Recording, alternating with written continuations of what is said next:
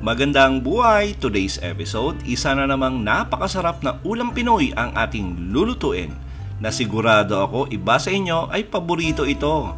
Magluluto tayo ng ginisang gulay ala pinakbet.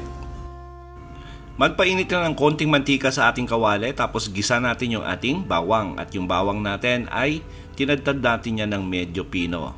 Sangkutsa lang natin mga 10 seconds tapos sunod na natin yung ating sibuyas at yung sibuyas natin ay hiniwa lang natin ng maninipis. Igisa lang natin hanggang maging light brown yung bawang natin at yung sibuyas naman natin ay naaamoy nyo na yung aroma nito. Tapos sunod na natin yung ating kamatis. At yung kamatis natin hiniwa lang natin yan sa katamtamang laki. Lutuin lang natin to hanggang maging pasty yung appearance or maging mushy yung texture. That will take around 2 minutes. Tapos pag okay na yung kamatis natin, lagay na natin yung ating karneng baboy. At gumamit ako rito ng pork loin. Ngayon depende po yan sa inyo kung anong parte ng baboy yung gagamitin nyo. At hiniwa ko lang to sa strips at medyo malaki, bite size.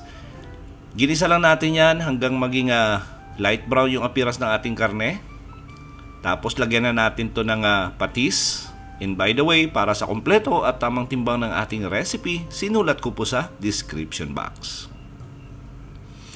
Lagyan natin to ng tubig, 1 baso.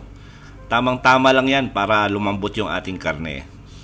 Tapos gagawin natin dito ay tatakpan natin hanggang sa lumambot. That will take around 20 to 25 minutes.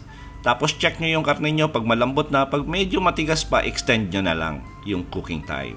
Naglagay na rin tayo ng 1 pirasong broth cube at nilagay na rin natin yung ating kalabasa at yung ating siling berde. Ngayon palalambutin lang natin yung ating kalabasa. Pag ako kasi nagluto ng pinakbet or ginisang gulay na may kalabasa, gusto ko yung medyo malambot talaga yung kalabasa at para lumapot yung sabaw ng ating ginisa. Naglagay na rin ako ng ampalaya, okra, talong at saka sitaw.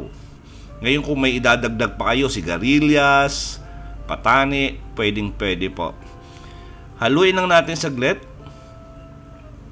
Tapos gagawin natin dito ay tatakpan lang natin ng mga 4 minutes. Moderate flame lang. Pero huwag nyo kalimutan na haluin from time to time para pantay yung pagkakaluto natin. Ngayon na-imagine nyo na ba yung sarap ng ating ginisang gulay ala pinakbet? Ngayon pag ako nagluto kasi ng gulay, medyo half cook lang kasi gusto ko yung medyo may crunch akong kinakagat pag kumakain. Pero kung gusto nyo ng medyo malambot yung gulay nyo, extend nyo na lang yung cooking time. Lipat natin sa ating serving plate at napakasarap na partner nito, piniritong isda.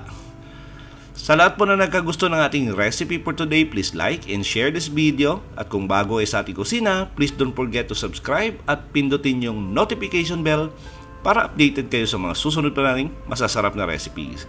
Salamat sa panonood at ito ang Kusina ni Dan Levy.